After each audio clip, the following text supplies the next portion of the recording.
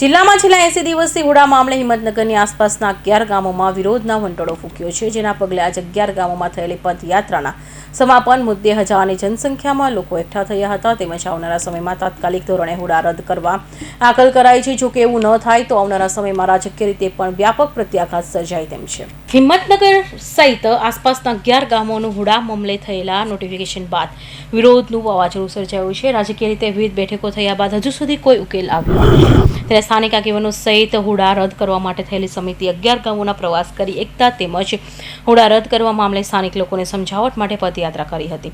તેના પગલે આજે મોટી સંખ્યામાં સ્થાનિકો એકઠા થઈ કોઈપણ સંજોગોમાં હુડા દૂર કરવામાં એક અવાજે તમારા લોકો જોડાયા હતા.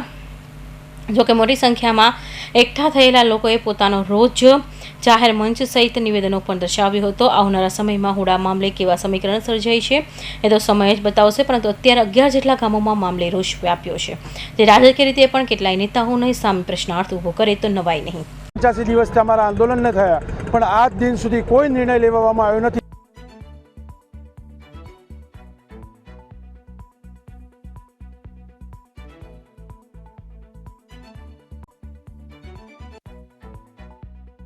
જમીન બચાવવા માટે અમે રેલી કાઢી છે. આ જમીન અમારા મફતની નથી, અમારા છોકરાઓ માટે રાખવાની છે. તમારા છોકરાઓ માટે આ જમીન નથી અને આ જમીન અમારી બચાવવાની છે. હુડા હટાવવાનો છે, ગમે તે થઈ જાય પણ આ હુડો હટાવવો પડશે. એ હજી તમે સોંપરી લ્યો. ઉપર બેઠેલા તમે ખેડૂતો જ છો. ઉપર બેઠેલા તમે ખેડૂતો જ છો. તમે પણ બધા નેતાઓ ખેડૂત છો.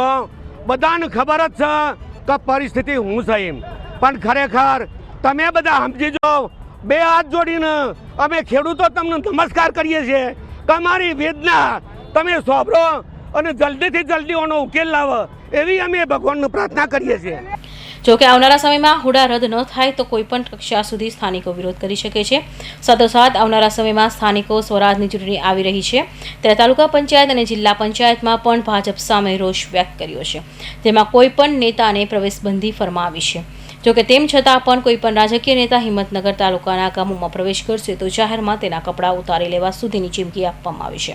કૌશિક પટેલનો report, Hind TV news, Surat.